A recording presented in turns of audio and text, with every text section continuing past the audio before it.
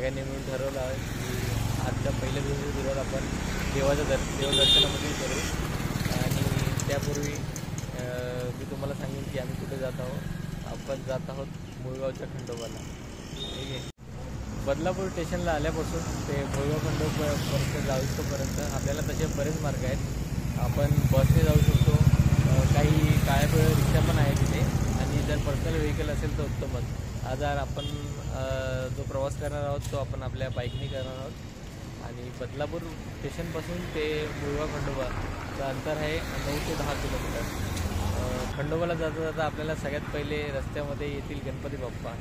महागणपती म्हणून ओळखल्या जाणाऱ्या गणपतीची भरपूर बदलापूरमध्ये ख्याती आहे, आणि आपण त्यांचे दर्शन घेऊ आणि मग तिथूनच आपल्या पुढच्या प्रवासाची सुरुवात करू। चला मग निघूया।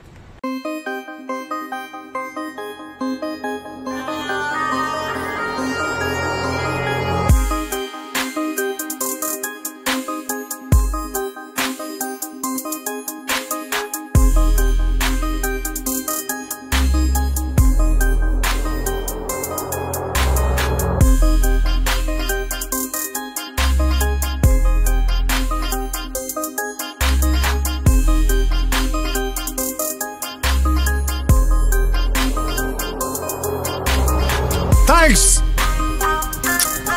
Love you.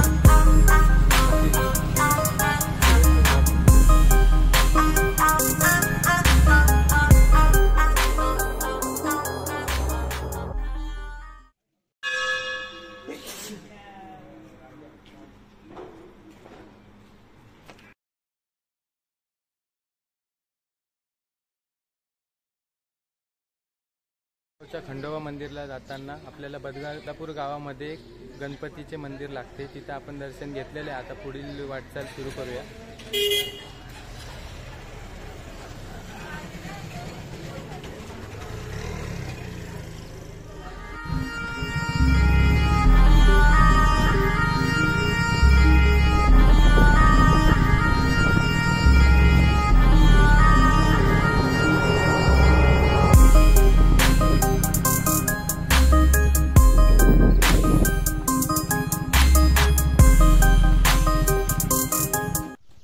आपण आता मुळगावच्या खंडोबा मंदिराच्या पायथ्याशी पोहोचलेलो आहे। इथं एकूण 550 ते 550 पायऱ्या आहेत।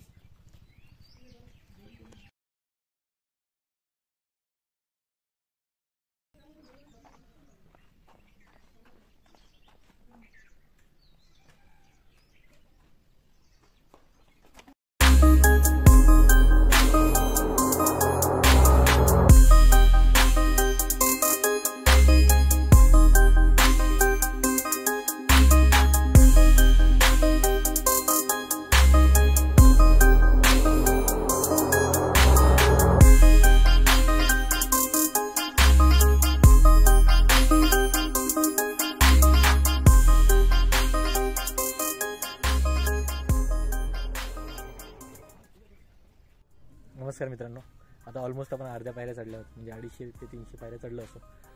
थोडंसं वाटतं थोडं चढायला, नवीन जर तुम्ही पहिल्यांदा जर पुढे प्रवास करत असाल, जर कुठे पायऱ्या स्टेप्स चढत असाल थोडंफार तुम्हाला वाटू शकतं, पण यंग लोकांसाठी हे नथिंग आहे। आणि आज मी तुम्हाला एक टिप पण शेअर करेल, जर तुम्हाला भरपूर पायऱ्या चढायच्या असतील, ते पण न जमता न थकता आणि पाय न दुखता, तर त्या पायऱ्या कशा चढाव्या हे मी तुम्हाला आज टिप शेअर करेल। चला तर मग बघूया। चालत राहायला पाहिजे आणि मग एक पायरी चढली पाहिजे। जर तुम्ही कंटिन्यू जर पायऱ्या चढल्या तर तुमच्या गुडघ्यावर प्रेशर येऊ शकतो वजनामुळे, आणि तुमचे पाय दुखण्याचे चान्सेस भरपूर आहेत। त्यामुळे तुम्ही चालत राहायचं आणि तिरक्या पायऱ्या चढल्या। इव्हन तुम्ही जर बघणार तर प्राणी हे माणसापेक्षा कधी जास्त समजूतदार असतात, ते कधी अशाच पायऱ्या चढतात।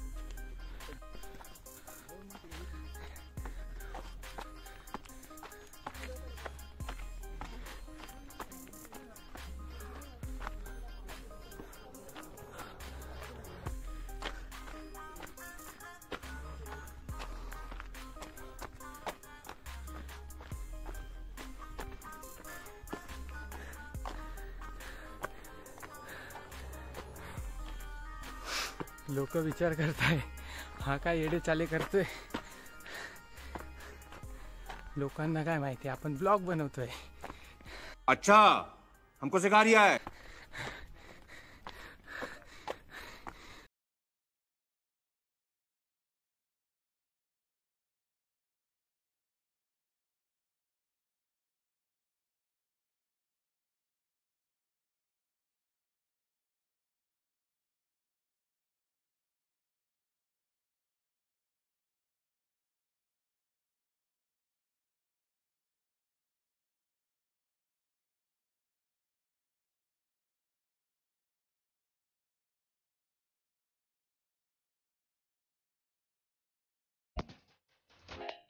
फायनली आपण आता मंदिरात पोचलो आहोत आणि जो काही थकवा होता तो वरती पोचताच मंदिराला पाहता आणि इथलं निसर्गरम्य वातावरण बघतात तो पूर्ण दूर आणि नाहीसा झालेला आहे.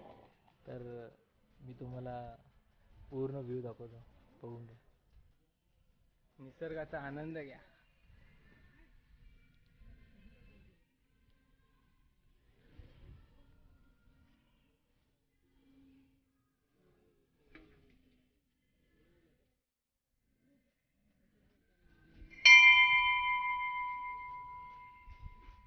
आणि हा आपल्या यूट्यूबचा फर्स्ट ब्लॉग असणार आहे. तर आपण चॅनल ओपन केलं आहे, तर त्या चॅनलवर ही यूट्यूब पहिली व्हिडिओ येणार आहे. त्याला खूप भरभरून प्रेम द्या आणि सबस्क्राईब करा, लाईक करा आणि आवडला असेल तर आपल्या परिवाराला, मित्रमंडळींना शेअर करा, नक्की शेअर करा. कोई तरीका है भीख मांगने का?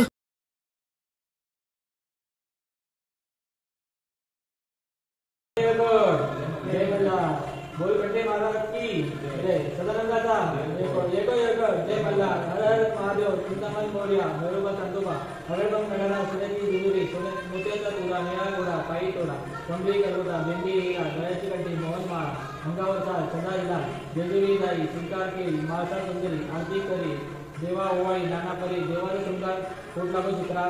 खंडरायाचा खंडका. भंडाराचा भडका. बोल सदानंदाचा एक गोड. जय गोड जय गोड. जय मल्हार. जय गोड जय गोड. जय मल्हार. नमस्कार मित्रांनो, आता आपण मुळगावला जसं पोचलो आहोत आणि देवाचं दर्शन झालं. आपण तळी पण भरली. खंडोबाला प्रसाद दिला. प्रसाद सगळ्यांना वाटला. त्यानंतर म्हटलं आपण डोंगराच्या परिसरात जे काही आजूबाजूला दाखवता येईल तुम्हाला आपण दाखवूया. आपण मागे बघू शकता तो जो डोंगर दिसत आहे तो डोंगर म्हणजे आपला मलंगड. त्याला काही लोक हाजी मलंग पण म्हणतात. कल्याणच्या परिसरात तो पडतो.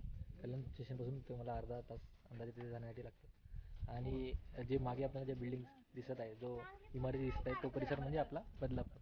बदलापूरपासून आपण 9.5 किलोमीटर लांब आलो आहोत आणि हा इथला परिसर म्हणजे एकदमच नैनरम्य निसर्गमय आहे.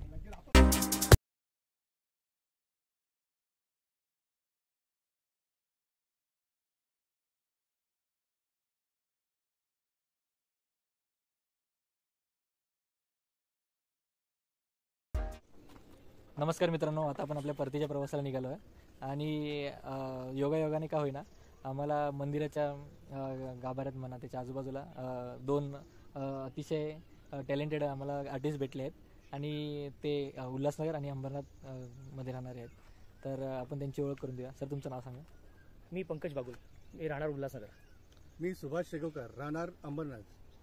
तर आम्ही त्यांच्या पेंटिंग्स पण बघितल्या. अतिशय छान अशा त्यांनी पेंटिंग केल्या होत्या आणि मला जाणून आश्चर्य झालं की त्यांचं शनिवार रविवारचं नेहमीचं हेच रुटीन असतं की शनिवार रविवार आला की आपली बॅग भरायची आणि आपली सायकलिंग करायची किंवा रायडिंग करायची, बाईक रायडिंग करायची आणि वर जाऊन तिथे जिथे कुठे जातात ते शांतस्थळी तिथे जाऊन ते त्यांची पेंटिंग करतात. अशा प्रकारे ते त्यांचा फिटनेस पण मेंटेन करतात, त्यांच्या हॉबीज पण मेंटेन करतात आणि त्यांच्या अशा कामाला सलाम आहे.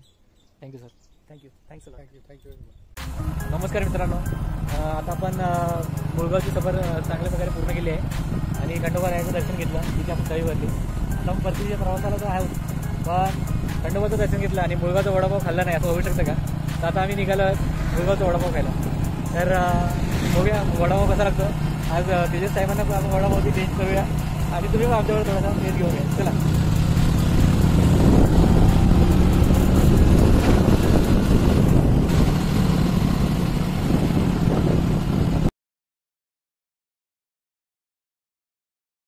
आता आपण वडापाव खायला आलो आहोत.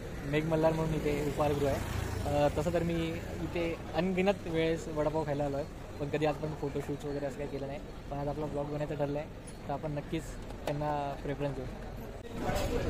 आता उपाहारगृहात पोहोचलेलो आहोत. वडापावची वाढ बघतो. गरमागरम वडापाव कधी येतो आणि कधी हाणता येतो वडापाव.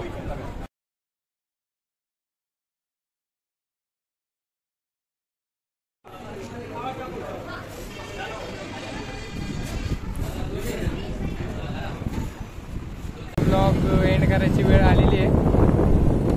तर पुन्हा एकदा हेच सांगेल, व्हिडिओ आवडले असेल तर लाईक करा, सबस्क्राईब करा आणि आपल्या मित्रपरिवाराला, फॅमिलीला आपला हा ब्लॉग शेअर करा.